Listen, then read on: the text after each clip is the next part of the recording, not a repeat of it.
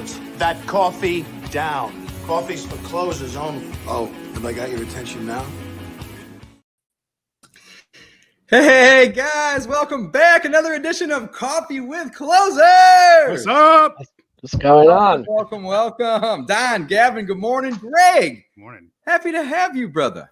Good morning, everyone. I'm honored to be a guest on the show. I see you guys launch this. What was it, like 5 months ago now, or 4 months ago now? Probably, 3.5, 4, give or take. Yeah, we're having a lot of This stemmed fun. from that conversation in Key West until about 4 a.m. Was this where this podcast originated?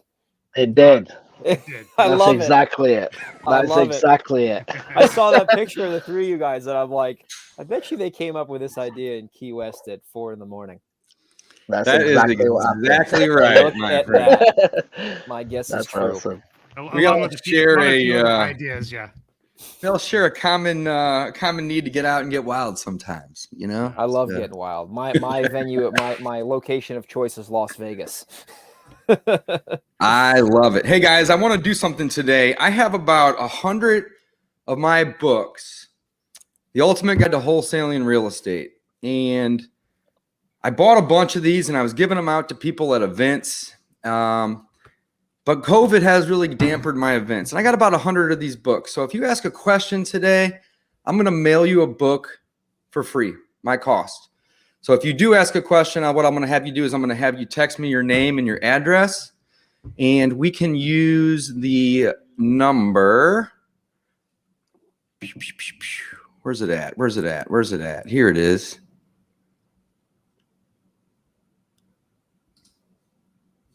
Let's actually get it up on the screen.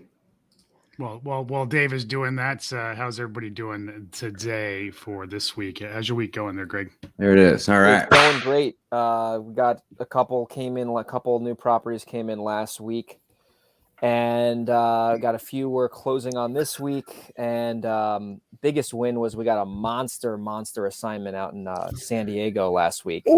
Big, 6 figures. So we put that together, and that was a good score for sure. So we have to get to close it. But it's funny that California buyers, for some reason, on purpose, I put out my wholesales cheap, and then they always, bid it's like you're basically putting it on the MLS.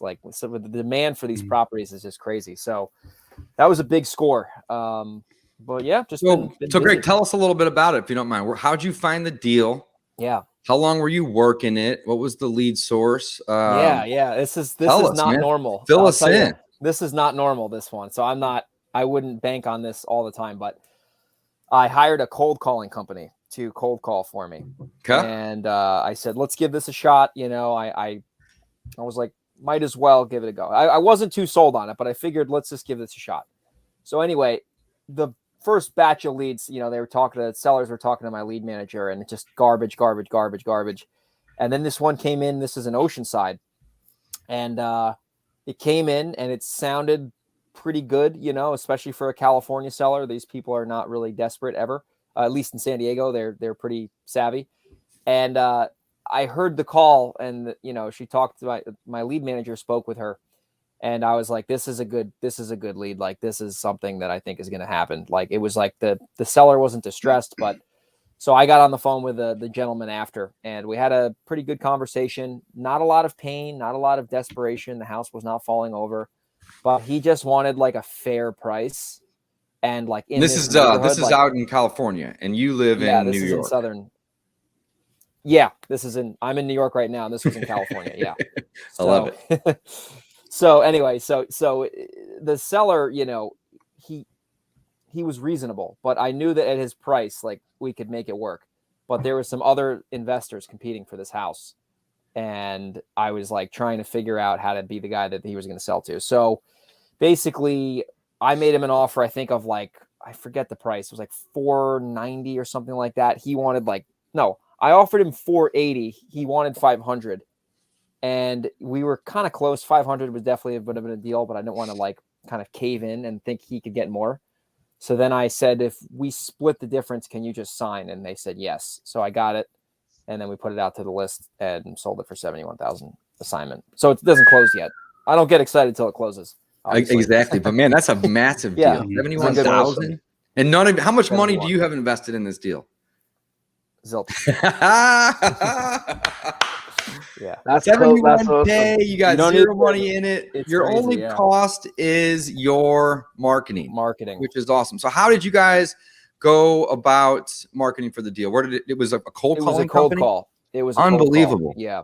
It was a How cold awesome call. is that? You know what? I would say it was a little lucky because cold calling normally, from my experience, like it takes 4, 5, 6, 7 months to really get some momentum. This was just happened to be luck of the draw.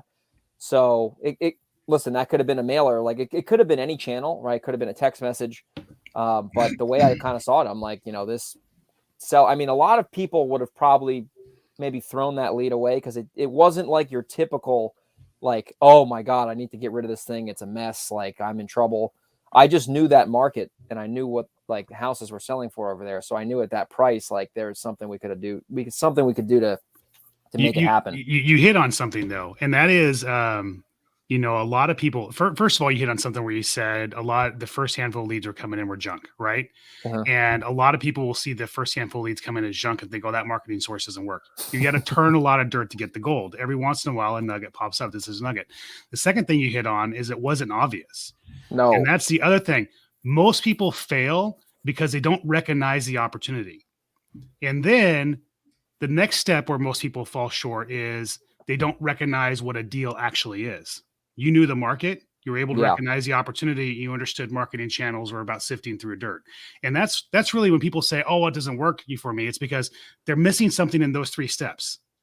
And recognizing opportunity is usually once the phone has rang, like your marketing has worked and the phone has rang, recognizing opportunity is usually the number 1 point of failure. And then the number 2 is, okay, I see opportunity, but now I don't know what a deal actually looks like. Yeah. Those are the 2 major points of failure where I see most people hit the wall when they're trying to get going in this business. That is so true. And especially in areas like San Diego is, the houses are sort of similar, but it's not like a Phoenix where like everything is literally homogenous, where like every property is very similar. Right. Like I've found in San Diego, there's some pockets you really got to know. And then especially up in like the Northeast where, the inventory up here, like you could have a house built in 1920 and then next door, there's a house that was built in 1970. So like knowing like some new people, like they might have a good opportunity, but like you said, Don, they don't know how to really like what it's worth or what you can pay for it to still make it a deal. And they fumble these leads and they blame the leads, but they really just didn't know, like you said, how to capitalize on that opportunity. And that's something that just comes with experience. And, a lot of the houses we've been doing this year have been through other investors because they're coming to me and they're bringing opportunities and they're new. They don't really know the market as well as someone who's been doing it for a while. So I'm able to help them, evaluate the deal and then we can make an offer and then we JV it, so that's been a good, value add I've been offering in my, in the New York area at least, but definitely good points you made. Man, I love that. I love that. Super new at this. What was your earnest money amount? People are still trying to use 1,000 or less is a question that we have. So how much earnest money did you have to use on this deal to make the $71,000 assignment? Yeah. So you can, I'm not an attorney, so I don't want to talk about so basically in California, from my experience, let's say you have an earnest money with a seller for $1,000 and then you go wholesale it and you have a cash buyer going to put 10 grand down. You can have the 10 grand pretty much cover your gap with the seller. So technically no, but really 10 grand, but it's the assign OR's money. So that's in California. How much did you have in it of your own? I didn't put a deposit down because 0. So you use the end buyer's earnest money. Yeah. I love doing that. We do that almost every day. For instance, we do a $500 earnest money deposit standard on every one of our contracts. And if the seller asks for more, then we'll negotiate with the seller, just, in that particular situation.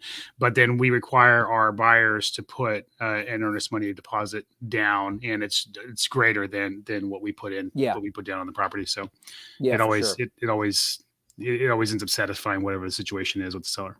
Yeah. Another thing too with that question is it really depends on where you are. So for example, like up in the Northeast, sometimes I'm putting $10,000, $15,000 down hard, non-refundable. So in New York, you really can't do that because the attorney, in order to have a signed contract, the attorney sends your attorney a contract and then you have to put a deposit down before it's a valid contract. So it's harder to wholesale up here because you have to have some money to put down in deposits.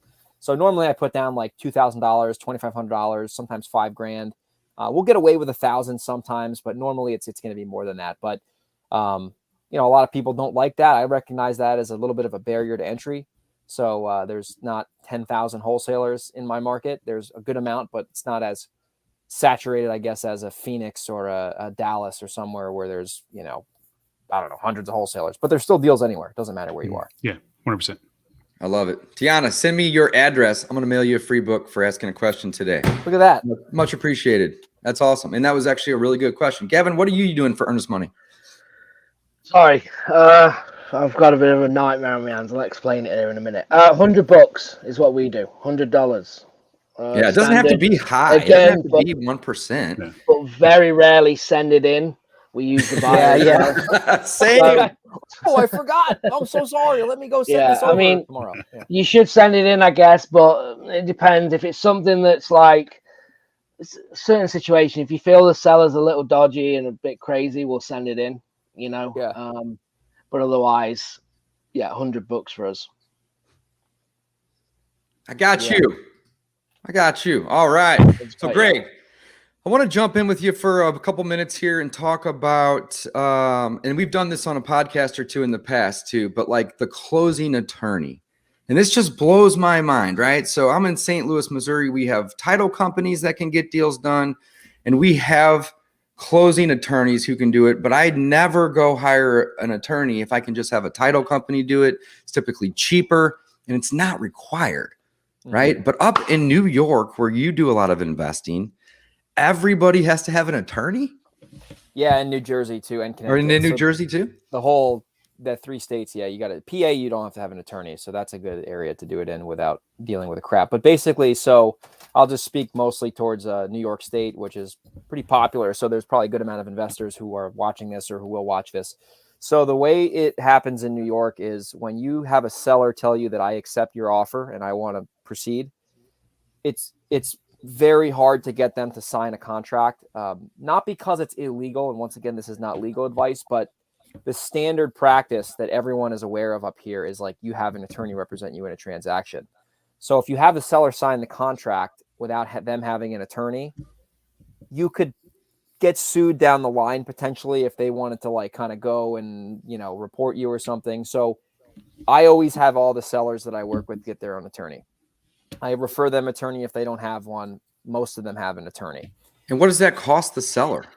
Well, that's part of the negotiation too. It depends on where you are. In Long Island, it could cost $2,500, $3,000. If you're up where I am, it's about $1,000 on average, $1,500 just to have them represent the seller.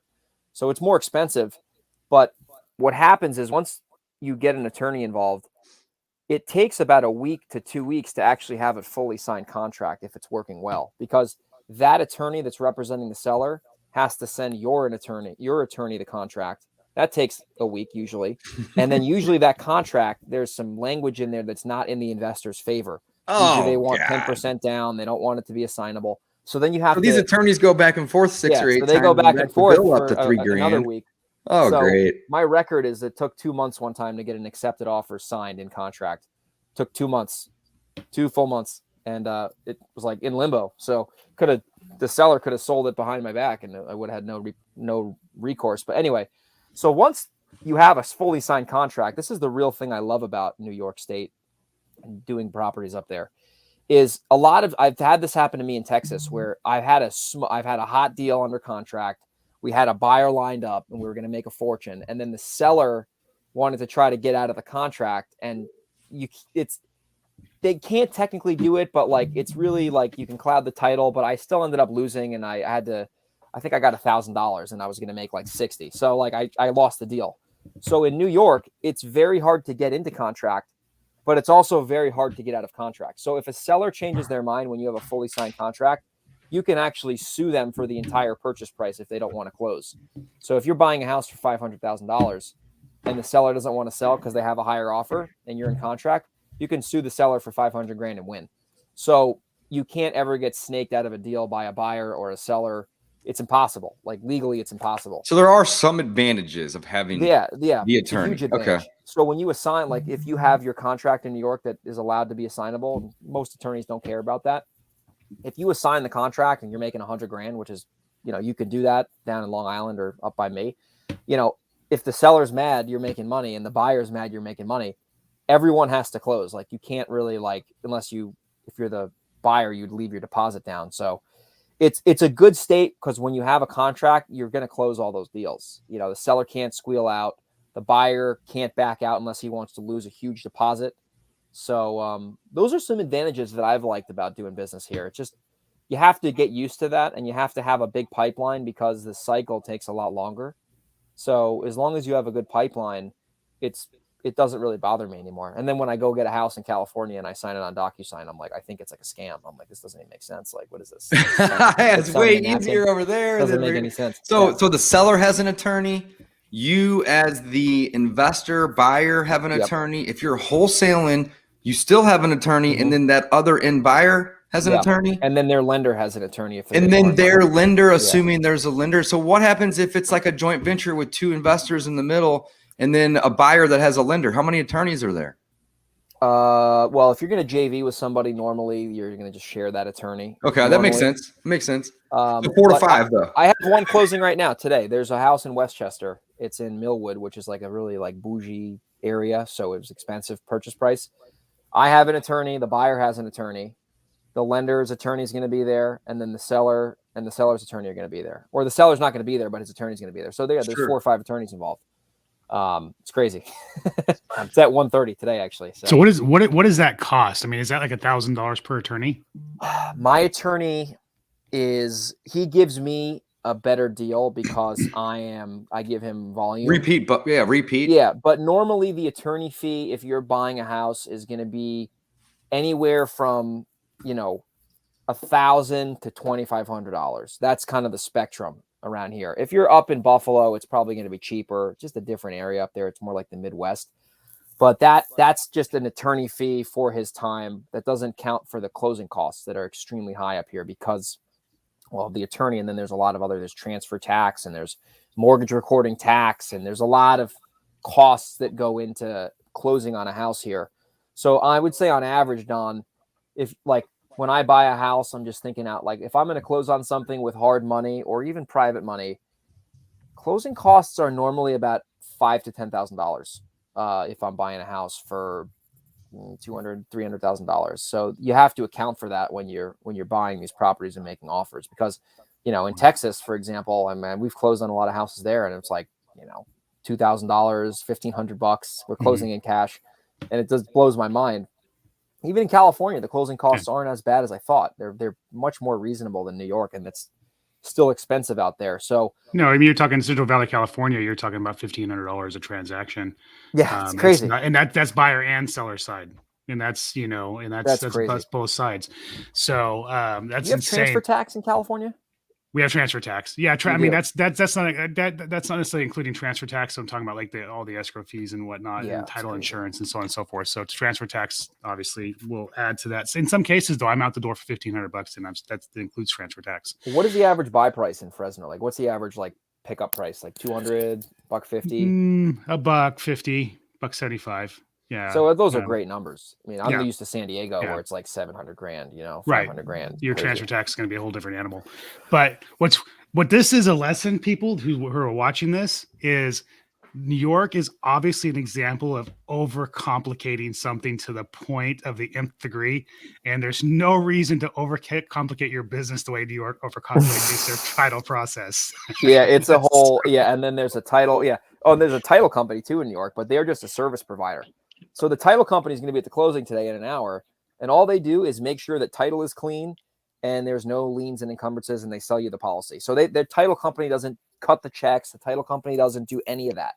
All they do is they're a service provider. They make sure that the property's got no liens on it, and that's all they do. So there's no, like, you don't bring a contract to title. You bring a contract to the attorney, then the attorney picks the title company. It's like kind of like in California where you go to the escrow company and the escrow company selects the title company. But in California, you don't need to get an attorney involved, which is a great thing. Hold on a second. You just confused me real quick. So you're talking about an escrow company being separate from a title company? Yeah, in California, there's two different things. Oh, I learned something new. I never knew that. I've always figured that the title company was the escrow company. That's what I thought. At least it is here in my city. Don, is that up in the Central Valley? Is that how it works? In Northern California, the title company, escrow company, are the same thing. Oh, in Southern Cal, it's different then. In Southern Cal, it's just an escrow, and then they get title. It's a little confusing in Cali, but New York is a lot more complicated. So here's a quick story on the Northeast and why it's different, but why it's better. So this is like real going on in lifetime. So I got a house in New Jersey, and it was a pretty good deal. I mean, the numbers are very good. So I got a buyer right away, big wholesale fee. And sometimes in the Northeast, what happens is these houses are built a long time ago, and the oil tank normally is in the basement or outside the house.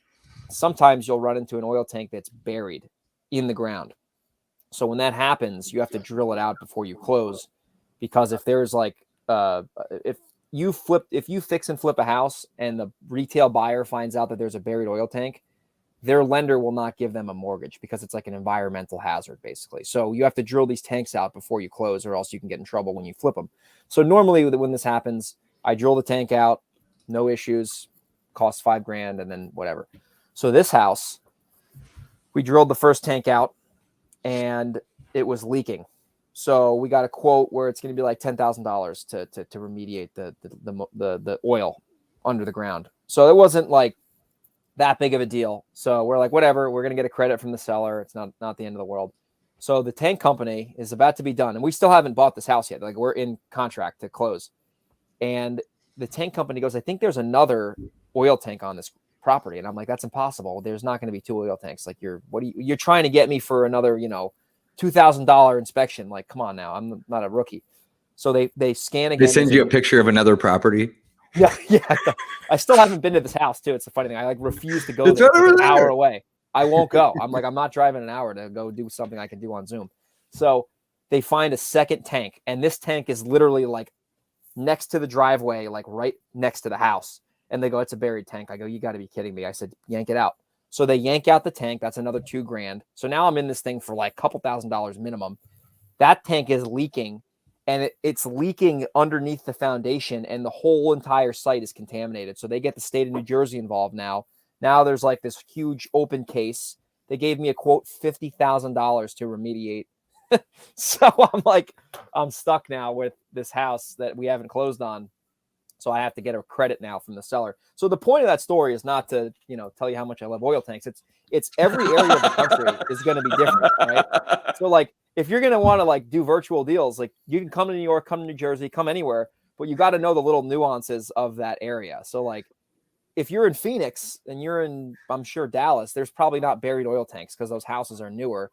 But if you're dealing with older properties, that's something you need. Like, you could have a 6-figure deal, and then you could have something like this happen, and that could kill your deal. So the more you know your market, doesn't matter if you're in 1 or 2 or 3 markets, that it's just going to be so much easier to, number one, convert your marketing, and number two, make the most money on every house. Like, if I didn't know that, like, certain areas, I wouldn't be able to get certain assignment fees, because I know like one buyer just wants to keep it as a rental. He doesn't really care what the ARV is, because I know the area, because you know what I mean? So you really just, the better you know those markets, it's just so much easier to do deals, right? Whether you're rehabbing, I have rentals there, and wholesaling, it doesn't matter. It's the same principle. Yeah, Steven's got a good question. So drill it out, tank must be emptied and removed.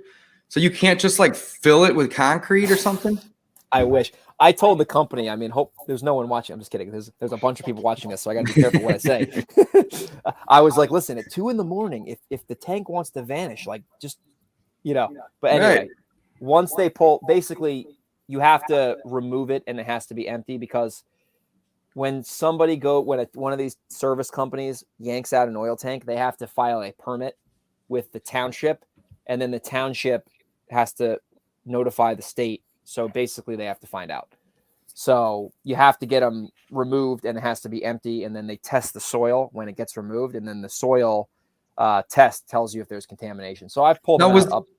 Was this oil that somebody would have used in an old furnace to heat their house? Exactly. Yes. Okay, so this is like not like oil that you'd stick in your car motor. No. This is refined like for burning in a house. Okay. Yes. Yeah. So, and what state? New York, New Jersey, Connecticut. Got it. Mostly up there. That's where you're going to see these. Got it. That doesn't happen. There's none of that in San Diego, to my knowledge. Zero.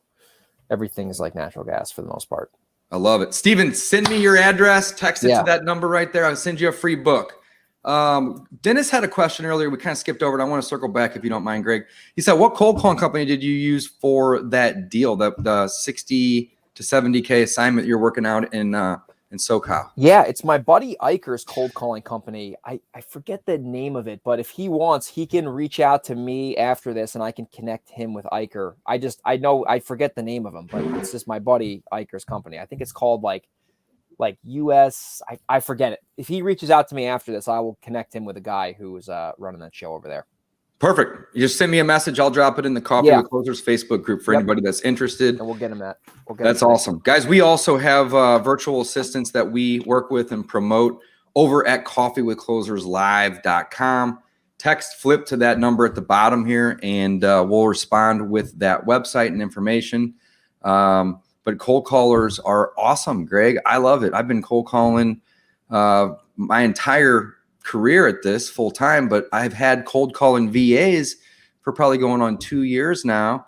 And every day I get 3, 4, sometimes 5 leads added into my system. Yep. And all the time, all the while, I'm not behind the desk on the phone. It's amazing. So, well, it's all about driving traffic in the door, and I think a lot of people overcomplicate marketing, and I'm certainly not an expert in it, but I've done enough channels to where like I've realized that no matter what you're doing, because I do 4 or 5 different channels, there's not like some unicorn marketing channel that's going to like give you all these crazy leads that like people think like internet leads, for example, are like home run leads. And yes, you probably need to get less SEO leads to get a house, but at the same time, most of the SEO leads are going to sound like the direct mail. Like I think like people overcomplicate it. It's about filling up the funnel with traffic and then pulling out the people who are never going to sell to you, and then focusing on the people who have a chance of selling to you, and then spending your time, or if you have a salesperson, having them spend their time by solving those problems. Like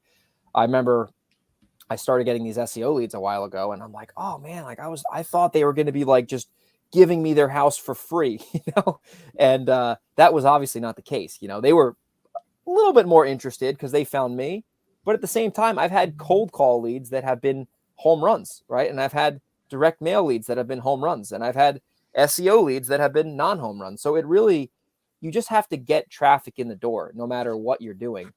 And, it just, that's what I've kind of noticed. I personally, like if I had to be biased towards one marketing channel, I would have to say direct mail, simply because you don't like, unless you have a cold calling company calling for you, I just like the predictability and the consistency of direct mail. Like, when you send that out, you're going to get a certain amount of calls, and, there's going to be some bad calls here and there, where there's going to be about maybe half of them are going to be bad calls, but the good calls are really, really good.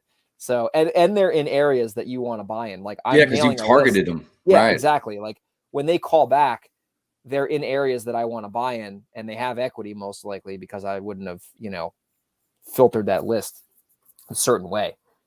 So I like mail personally. I know Don loves direct mail too. It just works. I don't know how to explain. He don't like mail. Shh. He's the king of mail.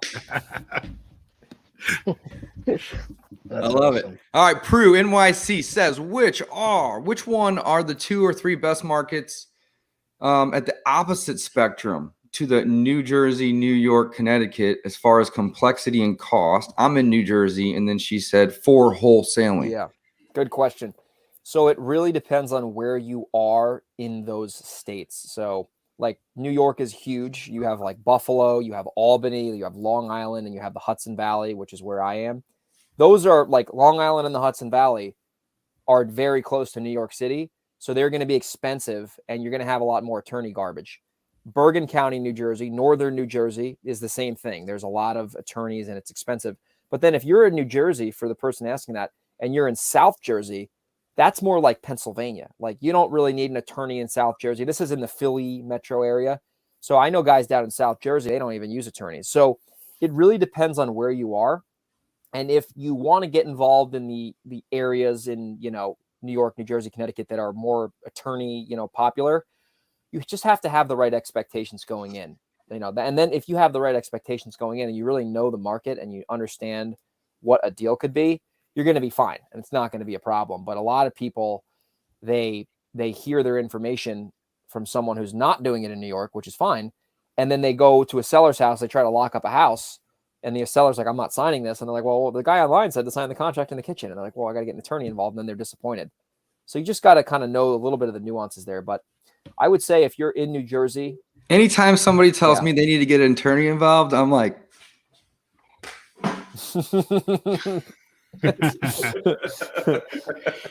it's funny. I had that happen to me in California one time. This is actually in San Diego, and the seller signed the contract, and I was like, all right, that was the guy was like tough seller, like really stubborn guy. I hope he's watching this, Walter. If you're watching this, you're stubborn. And he just signed this contract, and I'm like, thank God. We put it out, sold it, and all of a sudden I get an email from his attorney. She's like yelling at me. I'm like, I didn't know you existed. So other states you can get attorneys involved, but it's in New York, it's everyone has an attorney representing them. So it just makes things harder. So if that makes sense. So like it really, I've had this happen in Texas too, where like the seller had an attorney, but I didn't have an attorney, and the attorney didn't care. So you just got to know going in that it might be a little harder, but it's totally worth it because you can make big profits in an expensive market. You know, you don't have to, like in New York, a common assignment fee is probably 25 to 30 grand, at least down here, because the houses are so expensive. You can do that, and it's not really that uncommon. And the buyers don't really care either, because like, you know, everyone's got to make money. I think the good thing is though with like New York, because it is so complicated, that it weans out a lot of competition, right? Because I think people go there and try and do it, but then when they realize all the steps and they're new, it's super difficult. So I'm sure, like, I'm not saying it's easier to find deals because it isn't, but you get what I'm saying. You know what I mean? True. Like, that's 100. Gavin, that's 100% true. There's definitely less investors up here than there are in a major, you know, investor-friendly city. You know, I think it's funny. I was doing a podcast with my friend Michael Pinter. Great guy. If you guys ever want to have him on the show, he's a really wealth of knowledge. And he was telling me, he's in Long Island, so that's an hour and a half from this area. He said there's probably 6 guys on the entire Long Island. There's 3 million people on Long Island that are systematically marketing for sellers. 6 people. That's it? Because we know them all. Like, we all know them, you know. What? So, yeah, that's like the way it is. I mean, and when he says 6 guys, he means like 6 guys who have real companies that are like consistently bringing in deals. There's probably more, you know, onesie twosie guys here and there, but yeah, no, it's a total different planet for that. You know, there's probably, I would say 40% of the time, probably about 40% of the time, we're the only company making the seller an offer. You know, and then the other 60% there's competition. But yeah, it's good, you know, because you don't have to, you know, fight on every single deal, you know. we were working on one together. Can you remember that? In the Bronx. Yeah. She wasn't talking to any other investors, I bet. I think she just had I think that was a 3-unit property in the Bronx. Yeah, and I think it was a father that was living in it, and he wanted to stay in it. And you know, I know we were, you know, working. We didn't get the deal done, but but that's the point. Like, I'm not trying to figure out New York. I just call you. Say, hey, let's JV. Yeah. What do we do? That's the way to do it. Absolutely. That's the thing too. I've noticed, like, a couple years ago, I was doing a good amount of properties in Dallas, you know, and I've never lived in Texas. So the way I was doing it was I was partnering up with somebody on a JV basis. We weren't on the same LLC or anything like that. It was just a case-by-case deal. We were splitting the properties 50-50. We were closing on a lot of them and just either rehabbing them or putting them on the market. But, you know, someone was like, oh, well, you're leaving all that money on the table. And I'm like, I guess you could technically say yes, but at the same time, I don't have to the only thing I had to do was get the deal either on the phone or send the lead out and have someone sign it in person. And then after that, that was pretty much it. And I would just get a wire sent to me when the deal closed. So like, I kind of looked at it like, yeah, I'm giving up half the profit, but at the same time, like I'm not really doing anything after I get the original property under contract. So the point of that is, like, a lot of investors, especially if they're new, if you want to add value to someone in your area, bring them deals and JV with them. And you'll learn so much just from working with someone who has a lot of experience. and they're going to want to take your call if you're bringing them real opportunities. Because of course, because the way I look at it, I have a lot of people bring me deals. That's a free lead for me. Like that's a deal that I didn't have to pay any money for in advertising. So if I have to split it with somebody, I don't care. It doesn't matter to me, right? Because that's essentially like just a free property that I got. And say we make 20 grand, it's like $10,000 kind of falling from the sky. That's how I look at it, at least. Yeah. So a lot of us up here do that with other new investors. We're doing that right now. I'm working with somebody that's brand new, and they brought a deal to the table, and they negotiated the whole thing and everything. We were handling we handled the contract. We have it in contract. We're handling the title process. And we're going to handle the dispo process, and we're going to split the profit with them. So I think all of us. I know Gavin does that. I'll do it all day long. I'm sure Dave will do it. So I love doing it. Yeah, it's awesome. Yeah, it's awesome. Don't ask me to take you to coffee. Don't ask to take me to coffee. But bring a deal to the table and ask me to show you how it's done. Hands down, I'll do it. Oh yeah. That's funny. The coffee thing. I used to realize like if I did that, like once in a while I will do that depending on what the scenario is. But like a lot of people, they'll ask for coffee or to pick your brain or whatever, insert your suggestion or request. Most people don't ever do anything. Like they won't even like they'll pick your brain and you'll give them an hour or whatever. And then they won't ever do anything. And that started happening to me. And then I'm like, well, I basically just wasted my time because they're not going to do anything.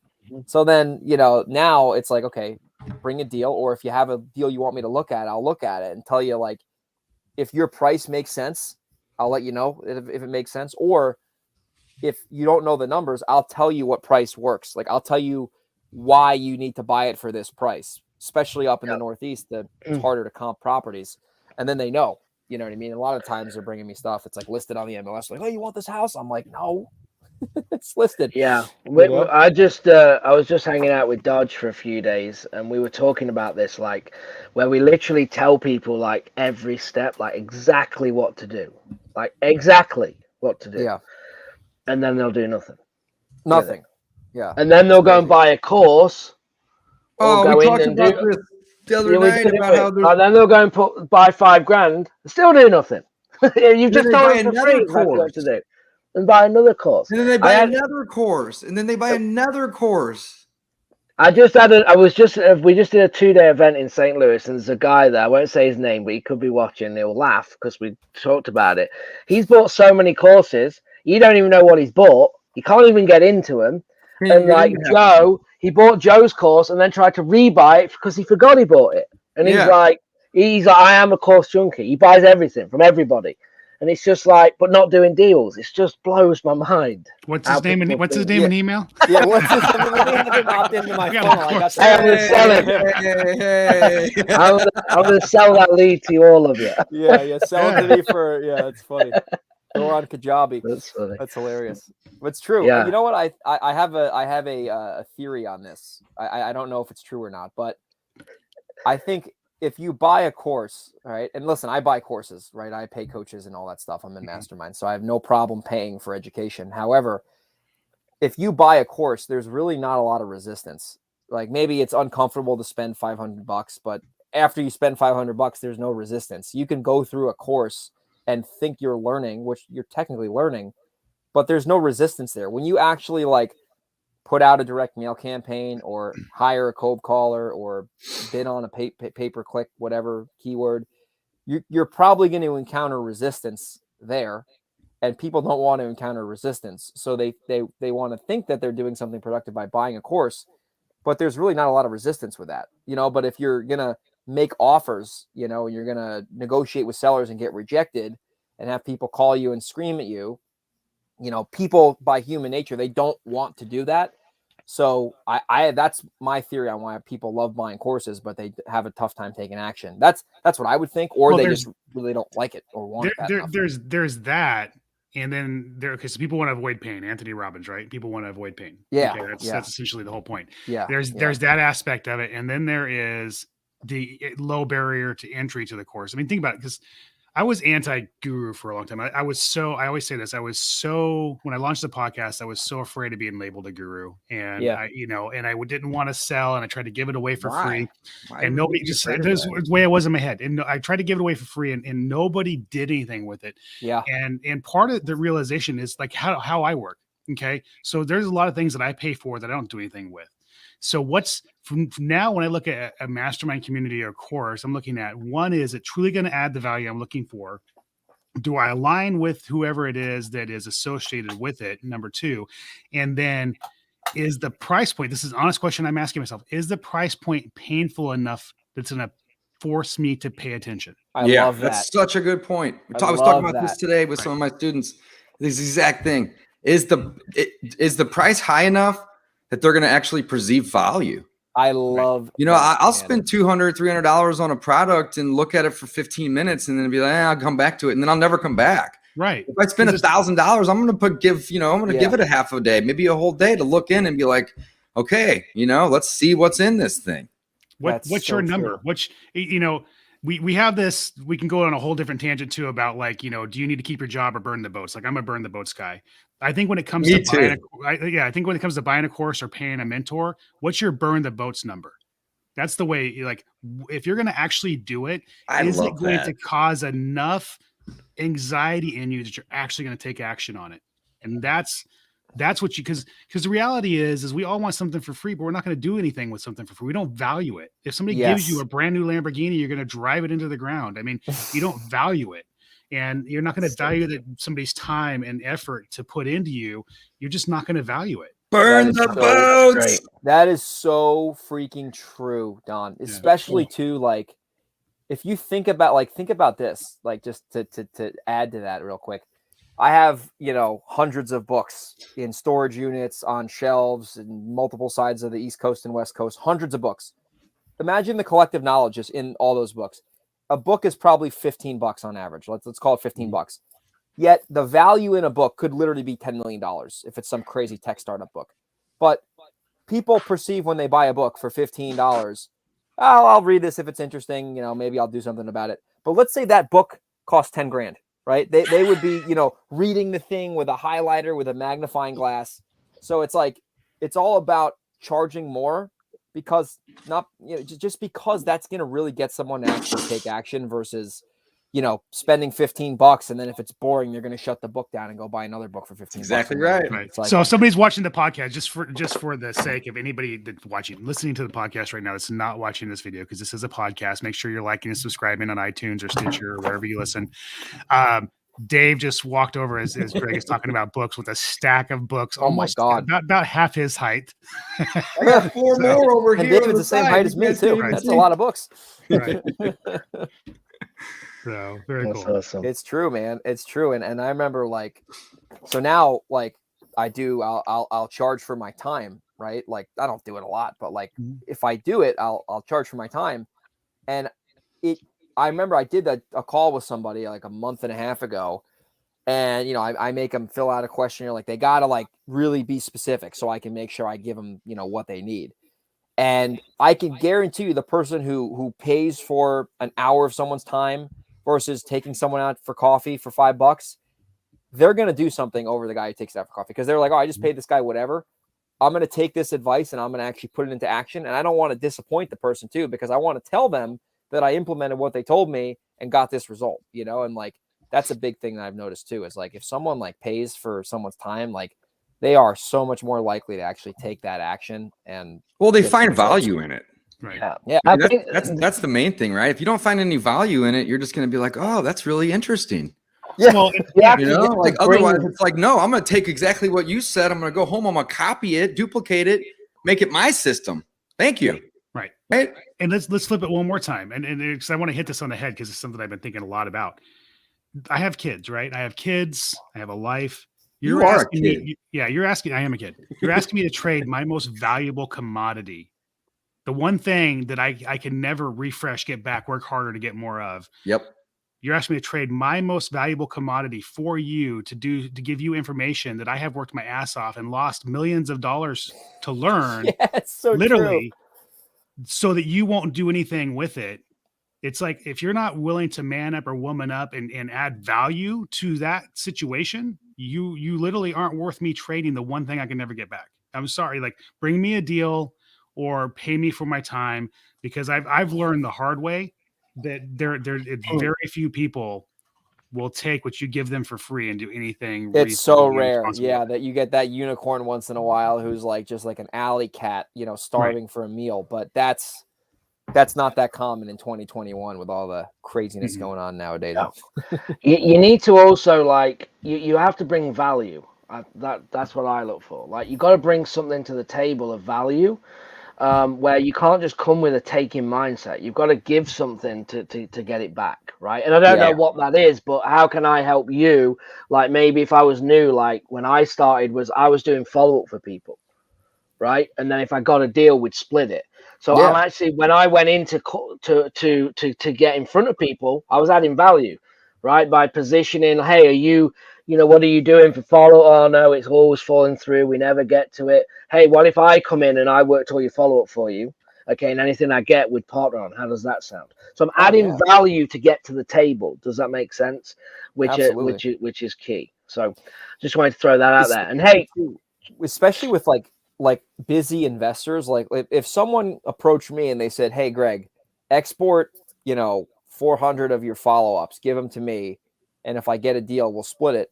That's an easy offer for me to say yes to, because that takes me 5 minutes and could potentially lead to me making some money with them. So like, it's all about, like you said, Gavin, adding value and thinking in your head, what would this person benefit from? And then presenting them a good offer. And that's how you get people to take your calls.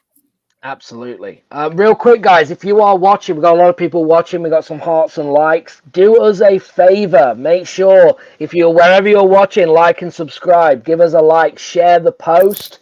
We would appreciate it. Again, we're here live every single week, every Wednesday, 12 Eastern, 11 Central, 9 Pacific, depending on where you are watching. Coffee with Closers with myself, Don, and David. We have an awesome guest, Greg Helbeck, good friend of all of ours. He's lived in San Diego. He lives in New York, and he's doing a lot of deals. So that's where you're at if you are just joining. So we do appreciate you. Real quick, guys, I got a selfish one for you. It's been a bit of a crazy morning. So here's the deal. What do I do? What do I do with this? I'm in Michigan, right? I'm in Michigan right now as we speak, and I'm supposed to be closing. I'm in my RV, and I'm on. But you're already in Michigan? You were at my house last night.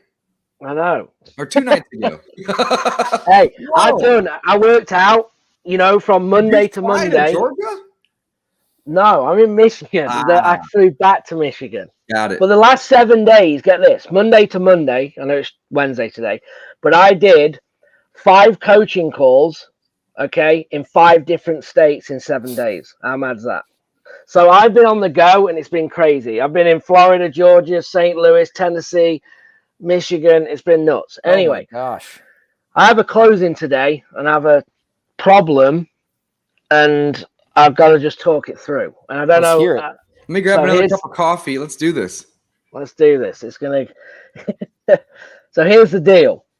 So I have a closing. I closed on a property on Thursday last week in Birmingham, Alabama. Number 1 rule when you're flipping a house, always pick an offer where someone is using a local lender and not a national lender. Okay. You're saying on the sell side of this? Yes, on the sell side. The reason being is we were using Chase. They messed up the HUD. We signed all the documents on Thursday. The money was wired in. There was $750 short. It took us until this morning to get the funds. Were you able to not just limit or reduce your fee by that? No, they wouldn't do it. No, they wouldn't do that? No, I even said, I'll eat it. I don't care. Give me the money. And they said, we can't until we make it right. So we're going back and forth. The attorney was working on it. Anyway, it was a disaster. Anyway, we finally get the money. The money hits the account this morning, and now it's pending. So I call Wells Fargo. After prepping for this, we have a closing today of a house I'm next to, the Lake House, closing at 3:00 today. Basically, I have to wire in. So I speak to Wells Fargo, who is not local to Michigan. They're in Savannah, and they're all over the place, but they're not in Michigan. So I went into the bank before I left Savannah and said, hey, I got a house coming up, and I need to wire funds. And I know normally you want me to come into the bank, but I physically can't come into the bank. So what do? She said, well, it's a longer process, but you have to email. He was doing this when we were in Tulum last year. He was wiring money from his laptop as well. Yeah, I remember that. Yeah. So anyway, I don't know, look at that. So I try and prep and get ready that I've got this closing coming up. right? Now, obviously, the money gets delayed. Fine. I call the bank. It says it's pending. They're like, no, you're fine. It's actually in your account. So I moved it from one account to the other account. Anyway, that's fine. So then I come to actually do the wire. So I contact them and said, hey, I need to do this. And it's a lengthy process. And here's the problem. I've got to wire 147,000 into closing. And they're like, you've just received a wire of 232,000, right? And you now want to wire out 149,000 on a telephone transaction or whatever it's called. It's probably going to get denied. Yeah, you tell them you were a prince in Nigeria as well. Yeah. So I'm like, well, cool. Some money. So I'm like, well, that doesn't help me, does it? Because I need to get this money into title to close. Now, I've talked to title. They were like, look, you can sign the documents. We'll just delay it until the funds come in. But I'm like, well, cool, but I don't know how I'm going to get the funds there. So I'm now I've come to the conclusion that I have to drive 4 hours to the bank. Has anyone got any other suggestions? Listen, I mean, I do this a lot, especially going back and forth. So I use Chase. So, I mean, that's a huge, national bank. I do all my wires online, on the computer or on my phone. I've increased my wire limit to whatever, because this is for a lot of deals. So if you can call them and increase your wire limit, to over 250, they might be able to let you do it on your computer, because right now it's 25 grand. Yeah, you have to bump it. That happened to me, and I was I was with David actually too. I remember we were together in Nebraska too. I was in Nebraska. I was buying a stupid building, and I had to put a lot of money down, and I was like jumping all over the place.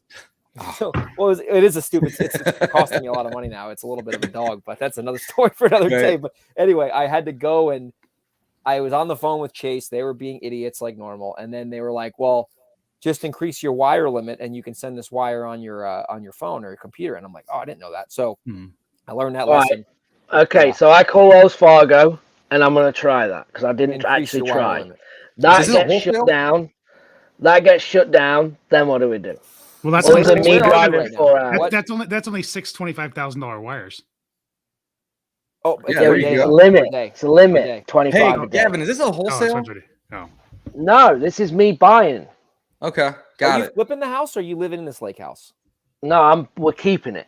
So I'm buying it and I'm keeping it. Yeah. Okay, so you just need to take. Okay, so what I just need to move my own money into this to pay cash to buy it, and that's all I'm trying to do. Do you have? So the closest Wells Fargo from where you are is 4 hours away. For 4.5 hours. Yeah. Where are you in Michigan, by the way? That's my first question. So I am an hour north of Grand Rapids. So so you're like on the west coast of Michigan, all the way up, like kind of. Well, yeah, it's not that far up, but you got to think Chicago. You've got to go all the way down and back around to get to Chicago, like South Illinois or whatever. South Chicago. How much is it, Gavin? I can cover it for you for a few days for 1 or 2%. maybe you go to a local bank, Gavin. Maybe if you went to a local 4-hour drive, brother. Yeah. Couple points. It could be an option. Some Ranger tickets. It could be an option. Don't tempt me. If you go to a local bank and wherever you are and see if they could maybe do the wire for you, maybe I would ask that. If you can. Well, I've got an account with Chase. So I've been thinking I have an account with Chase, but I don't have a business account. I have an account with Chase, a personal account that I don't really use, but there is a Chase local. But then I'm thinking if I go and see Chase, it's going to be the same problem because I still got to. It doesn't matter. Get the money from that account. I've got to get the money from that account to Chase, so it's still not going to work. It's like a stock you're buying on margin almost. It's like you're trying to trade on margin. I mean, I would say that worst case scenario, if I were you, if you couldn't do it virtually, I personally would not drive 4 hours. I would say escrow company, title company, unless a meteor is going to hit this house tonight. Can we just wait till my funds hit the account? And so it depends on the urgency. From like a family friend or something. Yeah, it's coming from, but still, we're buying a grandmother out. But I'm not worried about. I could push closing back, but I'm still going to have the problem of I've got to get the money. So that's never not going to change. That's my point, because I'm here now for the next. I mean, I'm flying to Tampa in a couple of weeks, but I'm not back home for another 5 6 Oh weeks. yeah, you're kind of you're up in Michigan, yeah. Yeah, I'm not leaving anytime soon. I would exhaust all options to not drive 4 hours, and then if you try that for 24 hours and the only option is go 4 hours, then I would have to just cave in and do it. But I would just try to make a. I mean, 4 hours is a good ride. That's like me driving from like San Diego to Vegas or something. So that's a good trip. So yeah, that's like that would be my last option. But I think if you could try to see if a local bank could get creative with you or something like that, that might be the way to go. I love it. All right, Caroline's got a question. What tools do we need in our tool belt? Podio, scraping solutions, batch leads, Freedom Soft, Rentometer, all, some. Greg, this is actually a really good question. I'm just kind of curious, what are some of the softwares and tools that you use in your business? Sure. PropStream, I use that a lot. Podio, CallRail, and Google Sheets. Man, that's pretty simple. And what about a phone system? On Carrot. CallRail. On Carrot. That's for your inbound leads from AdWords or direct mail or whatever. Yeah, I would say the biggest one though is I use CallRail a lot. Is that your phone system? Yeah, I have like 55 different phone numbers. Let me ask you a question, okay? Because we're smartphone, just to throw that out there. It's SMRT, Yeah. Okay. So CallRail is more robust when it comes to like your KPI tracking, like your dashboard reporting. They're on fire. But years ago they had this delay in the call. Because it's voice over IP, and there was this delay, and it was really weird when you're trying to build rapport with the seller, and they would say something, it would take a second for you to hear them, and you'd say something, take a second for you to hear them to hear you. So we switched over to smartphone, and the call quality of smartphone was better then. How is CallRail's quality now? Do you feel like there's still a delay? I don't sense it from what I can tell. I think it depends though, Don, because there's two things you can do on CallRail is you can call through the internet, or you can call and it will hit your phone and then it'll go out to the actual number. So I like to make all of the calls, and my assistant makes all of the calls through the internet. So it doesn't route their live phone. It's an internet call. Yeah, it's literally a web call versus like calling the number, having it route to my cell phone or her cell phone, and then it going out to that phone number. So I think that's where there's a little bit of a gap. So I like to just go all through the internet because, I need Wi-Fi to work for the most part, or I can just use my phone data. The thing I've noticed with CallRail, though, that I don't like is that they're like my CallRail bill gets more expensive every month. Like my CallRail bill last month was $350. Wow. Just for call. It's a lot. And I'm like, what the hell is this? And I was investigating, and it was like, my assistant was using the phones more, which is a good problem, I guess, because that means she's making offers and whatnot. But like, I think they rolled something new out, and like that's an add-on. You know what I mean? So it is getting more expensive. But the way I'm looking at it is like, well, if the CallRail bill is expensive, that means the phone's ringing, and if the phone's ringing, we're making money. So it might just be a wash. So, and I'm so committed to CallRail. Like I have so many numbers with them, and I just use it so much. It's like, it would be hard for me to part with CallRail because I'm just so familiar with it. But I've found the internet has not been a problem. Actually, sometimes CallRail is clearer than my cell phone. That's good to know. That's good to know. All right, so PropStream, Podio, CallRail, Google Sheets, On Carrot. That's probably at least 80% of what you're using, right? 80-20 principle? I don't think I'm using there's another thing I use actually that's pretty cool. It's called OLM Investor Hub. It's like heard of that. What software. It's like a list stacking software. Got it. Okay. Very cool. Yeah, that's something I use too. But besides that, I mean, I pretty much keep it simple. Nothing. Gavin and I were talking about this just the other night on my couch having beers. What tools do you need to be in the tool belt? I'm going to circle back to this question that Caroline had. Podio, scraping solution, batch leads, Freedom Soft, Rentometer.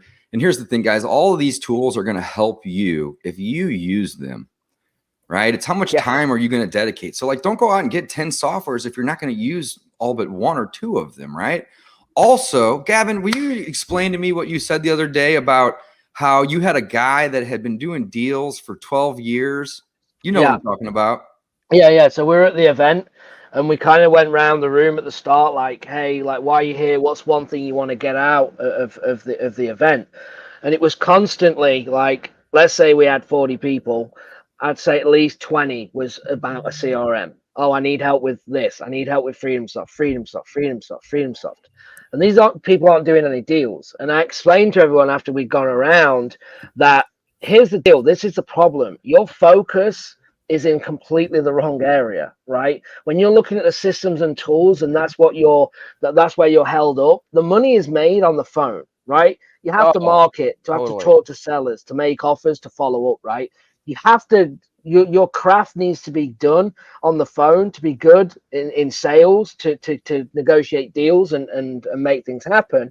And there's a gentleman in the room who's been in the business since 2003.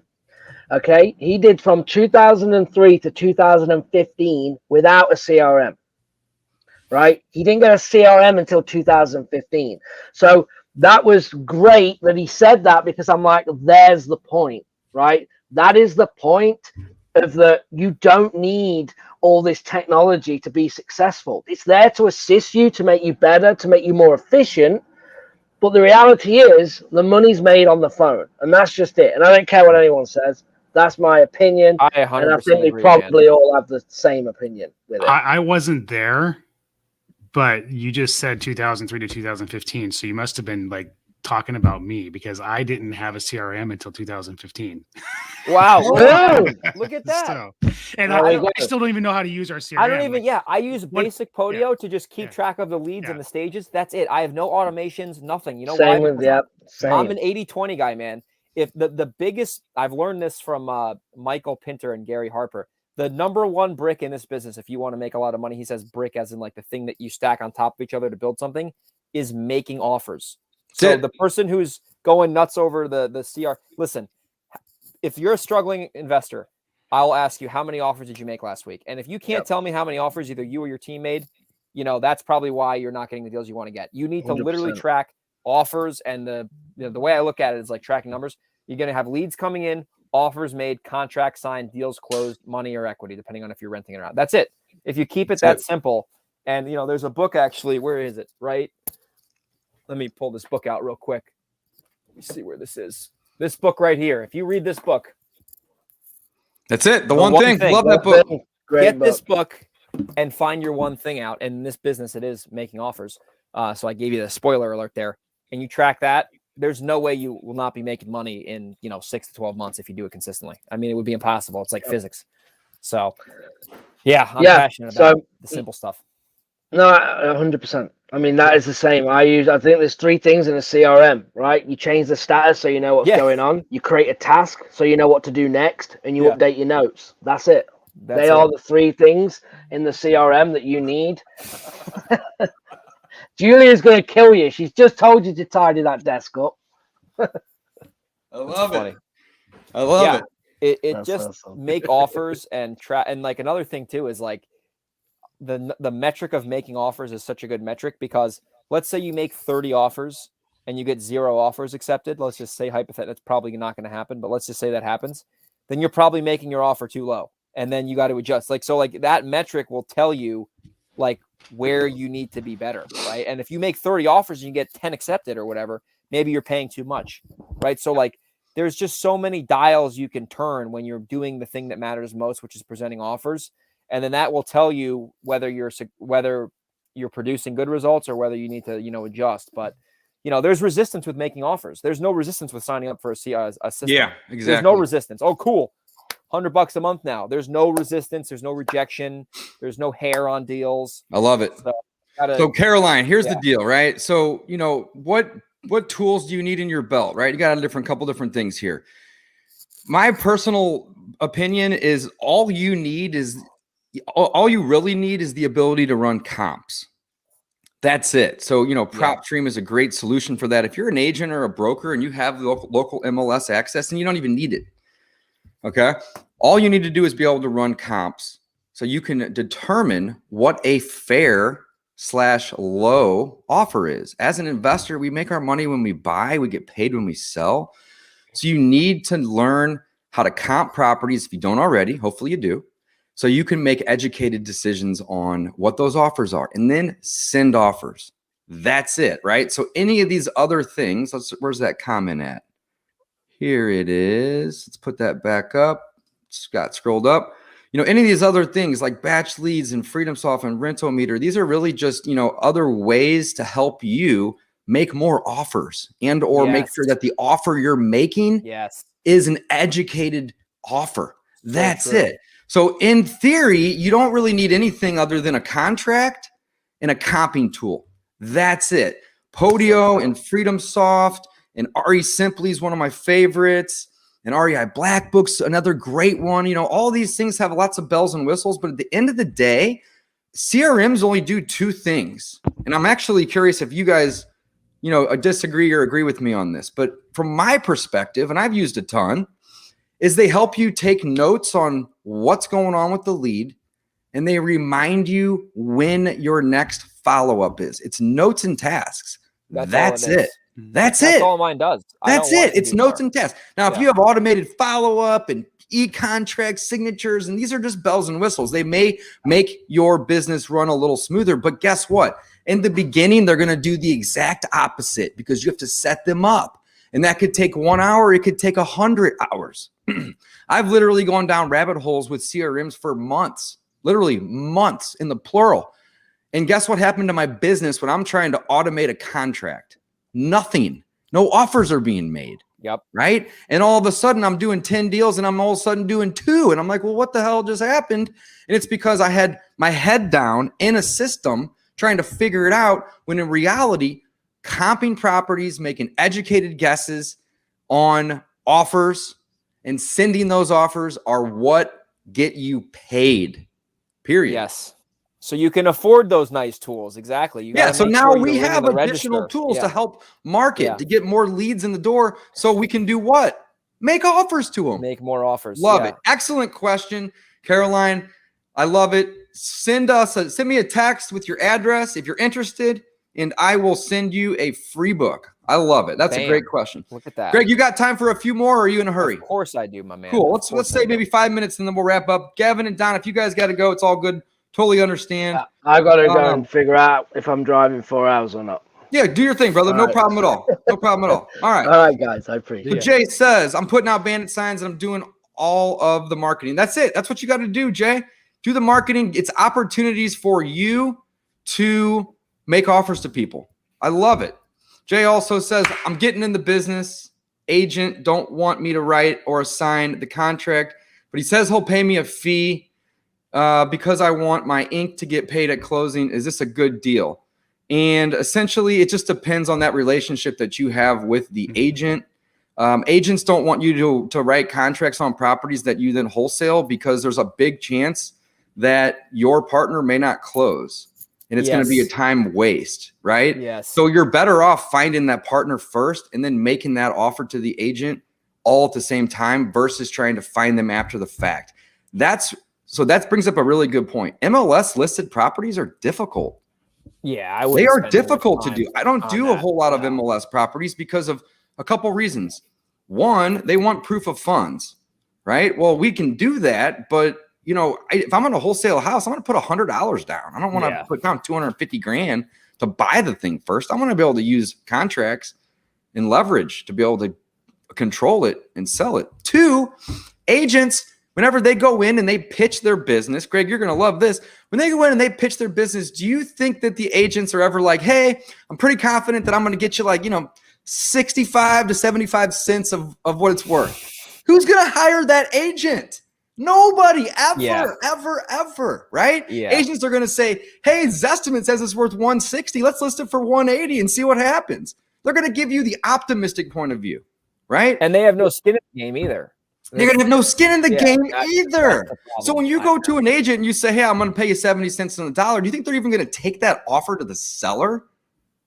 I mean, they're supposed to. That's ethical. That's the way it works. But they're not. They're going to be like, oh, my seller don't want this one. Thanks for the offer, right? Yeah, I've had with that. I mean, I have the rare, like maybe once. This has happened once so far this year where a seller got my mailer and it was listed on the market. And I'm like, dude, your house is listed. I don't think this is going to make a lot of sense. And he was ultra motivated and we ended up buying it.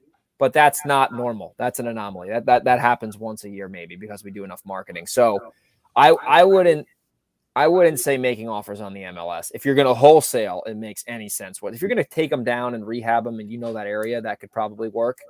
But if you're assigning contracts, I mean, that's the MLS. You're barking up the wrong tree. Well, here's the other perspective of it. Most people that are trying to wholesale at the MLS, this is what really gets my anger going. They'll go in and they will outbid everybody else that's bidding on the MLS offer, making offers, and then they'll try to assign it for a higher price. My gosh. If you just, that's not adding value. It's like if you go in and it's listed for 100 and you negotiate it down to 80 or 75, and then you want to wholesale it for, say you get it for 75, you want to wholesale for 85. Well, you added value, you negotiated it down, right? You put in some work. I could get behind that. But if it's listed for 100, you go bid it up to 120 and then try to assign it to me for 130, you've added zero value. That's insane. And that's I've seen that happen so many times. It's ridiculous.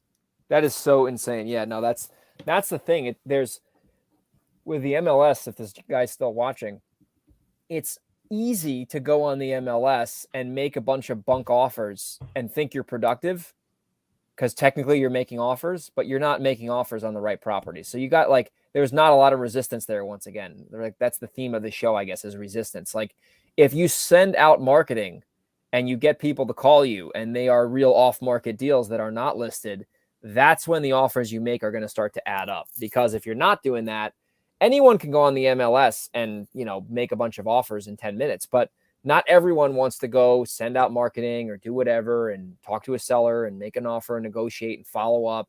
That's where the value's added, because you're going out, like Don says, you're creating value by finding a deal that no one knows about at a good price.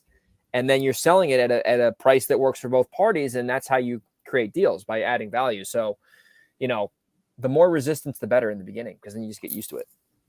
Yeah, I love it. Absolutely agree. A couple more real quick, guys, and then we'll wrap up for today. I appreciate you staying on for a couple extra minutes with us today, Greg. No problem, man. Will says, what is the best method for contacting sellers? Here it is right here, Will. iPhone. It's a phone. 12 plus. Yep. Doesn't matter what type of phone. It's a phone. All marketing leads to phone calls. All. Yes. Right? Everything. If you're doing SMS blasting or texting, right? The purpose is to get people on the phone, right? Yes. If you're sending direct mail, you're telling them to call, text, or email you, or go to your site and fill out a form. So then you can then call that person, right? If you're doing radio ads, you're going to be advertising your phone number or your website, so they can call you, or they can fill out a form so you can call them. Bandit signs. You're not putting down your home address saying, come over to my house and hang out with me. You're saying, call me. Yeah. I want to buy your crib, right? It all leads to phone calls. So the best way to go about talking and finding sellers is always going to be to use a phone. All these other methods are going to drive people to get on the phone with you. Would you guys agree with that? Absolutely. 100%. Love it. All right, guys, we got time for one more. Let's see what we got here. What is a good tool to comp properties? That's a good one. A good tool to comp properties. I think PropStream is what we're all. Redfin.com. Yeah, Redfin's free, guys. Redfin, Zillow, Realtor.com, ePraisal. These are free places, right? We got to do the caveat that you don't go off this estimate. If you go to Zillow, you look at the neighborhood and the properties around what's sold and what's listed. Yeah, I just want to make sure that somebody who's never heard that before hears that this estimate that would is be garbage. Easy if you just do this estimate. You're on the money every time. I would have a VA make offers for me, But Redfin MLS. Well, I like the MLS, but depending on if you can get that in your area, or if you have a license, right, that would solve that. But I've found that Redfin in Southern California is pretty much the MLS. I found PropStream basically is the MLS in that area. And then same up here in the Northeast, Redfin and PropStream. If you don't have the MLS, you can do some real damage with those two pieces of software. I love it, man. Greg, thank you so much for coming on today. Always a pleasure chatting with you. You inspire the hell out of me, my friend. Thank you, man. I appreciate it. And you're always doing big things. And I love connecting with you. I love learning from you. I always learn something every time I talk to you, man. You are full of knowledge. And I'm going to speak for Don on this as well. We are super grateful to have you on the show today, man. Thank you so much. It is my honor to be a guest. Thank you for allowing me to join. So I hope you both have a great rest of your afternoon, and sure we'll talk soon. That's right, guys. Thanks for watching. See you guys. Don't forget Bye-bye. coffeewithcloserslive.com, free resources. And if you watch today and you want a free wholesaling real estate book, I got about 30 of these in my basement that I need to get rid of today. I will send you one for free. Now, this is only to the people that text me in the next 30 minutes. So if you're listening to the podcast, we have other giveaways for you. But I'm actually going to be mailing people a book today for free, my cost. All you got to do is text me your address. Don't drop it in the comments. I'm only going to be working on the texting, right? So 314-310-5221. Again, that's 314-310-5221. Shoot me a text.